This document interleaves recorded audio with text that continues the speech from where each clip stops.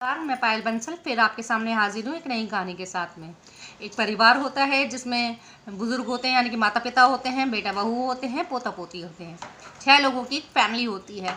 जब तक ये फैमिली कंप्लीट होती है बच्चों से, तो तब तक सब कुछ अच्छा चलता है। लेकिन वो बुजुर्ग हो जाते हैं तो कुछ उनकी बीमारियाँ भी उनके अंदर आ जाती हैं। कुछ ओल्ड होने के बारे की वजह से वो अपना काम भी थोड़ा धीरे कर पाते हैं। बहुत सारी चीज़ें में बच्चों को अपनी राय देते हैं उनके बिना मांगे कि भाई बेटा तुम ऐसा ना करो, वैसा ना करो।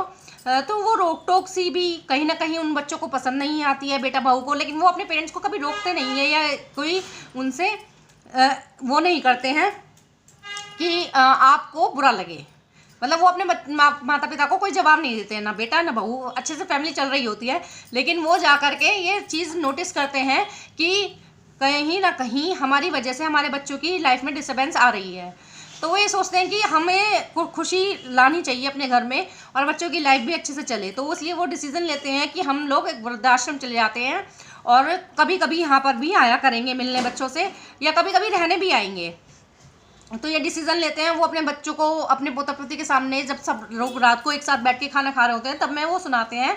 तो बेटा वो ये कहता है कि पापा इस चीज़ की आपने सोची कैसे, क्या हमारी किसी चीज़ में कोई कमी है? वो कहते हैं नहीं बेटा कमी नहीं है, लेकिन हमारी वजह से तुम लोगों की लाइफ में जो एक खिंचाव सा आ गया है या जो एक परेशानी सी आ रही है उसे हमने महसूस किया है। भले ही तुम हमें जवाब नहीं देते हो, तुम हमारे बहुत अच्छे बच्चे हो, लेकिन फिर भी हमें ये लगता है कि हमें चले जाना चाहिए, जिससे कि आगे के लिए हमारे लाइफ में प्यार बना रहे।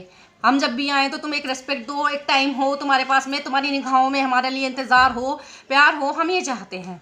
तो वो कहता है कि पापा ऐसी कोई बात नहीं है। वो कहते हैं नहीं बेटा, ऐसा ये ज़रूरी नहीं है कि तुम मुझे वहाँ छोड़ के आ रहे हो। मैं अपनी खुशी से जाना चाहता हूँ अपनी वाइफ के साथ में। हम अपने साथ के लोगों से के साथ में रहेंगे तो शायद ज़्यादा खुश रह सकेंगे।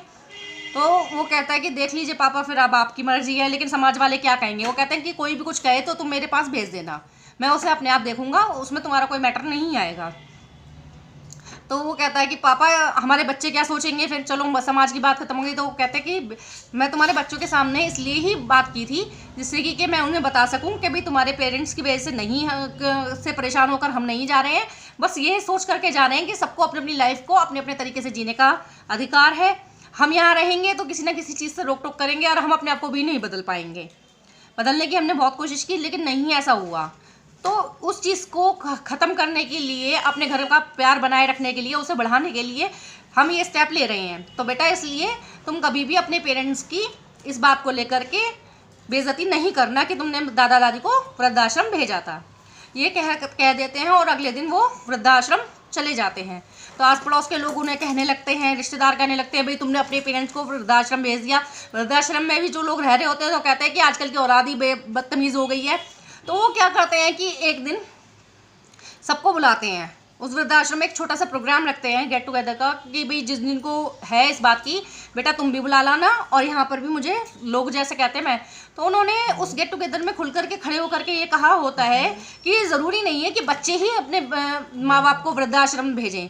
हम अपनी खुशी से आए हैं क्योंकि हमें ये लगा कि हम अपने बच्चों की लाइफ में रोक टोक करते हैं और जिसे शायद हम करना नहीं छोड़ सकते, और हम जिसे नहीं करना छोड़ सकते हैं, और हम अपनी स्वेच्छा से यहाँ आए हैं और अपने जैसी उम्र के लोगों के साथ रह करके शायद हम ज़्यादा खुश रह सकें, इसलिए हम यहाँ आए हैं। और कभी कभी हम बच्चों से मिलने जाएंगे और बच्चे भी हमसे मिलने आएंगे, और यहाँ का खर्चा कोई और थोड़ी ना, हमारे बच्चे ही तो देंगे। तो प्यार बनाए रखने के लिए कभी कभी ऐसे डिसीजंस लेने पड़ते हैं, तो उनमें कोई बुराई नहीं है। जिसके लिए होगी होगी, पर मेरे हिसाब से ये बुराई नहीं है। तो मैं उस तरह से कह करके वो सबके मुंह बंद कर देते हैं, सब अपने घर चले जाते हैं और वो लोग वृद्धाश्रम में रहते हैं। कभी कभी अपने बच्चों से मिलने जाते हैं, कभी रहने भी चले जाते हैं, और बहुत प्यार बना रहता है, रिस्पेक्ट बनी रहती है। इस कहानी को कहने का मतलब यही है कि घर में शांति बनाए रखने, जैसा कि उन बुजुर्ग ने किया कि घर में शांति बनी रहे और प्यार बना रहे, उसके लिए जैसा कुछ स्टेप उन्होंने उठाए, हमें ना चाहते हुए भी कई बार कुछ स्टेप्स उठाने पड़ते हैं और घर में प्यार शांति बनाए रखनी पड़ती है। तो अगर आपको मेरी बात समझ में आई हो तो प्लीज़ लाइक शेयर कमेंट कीजिएगा। समझ अपनी अपनी है, लेकिन प्यार बनाए रखने के लिए कभी कभी कुछ अलग सा करना पड़ता है। अगर आपको मेरी बात समझ में आई तो प्लीज़ लाइक शेयर कमेंट कीजिएगा। धन्यवाद।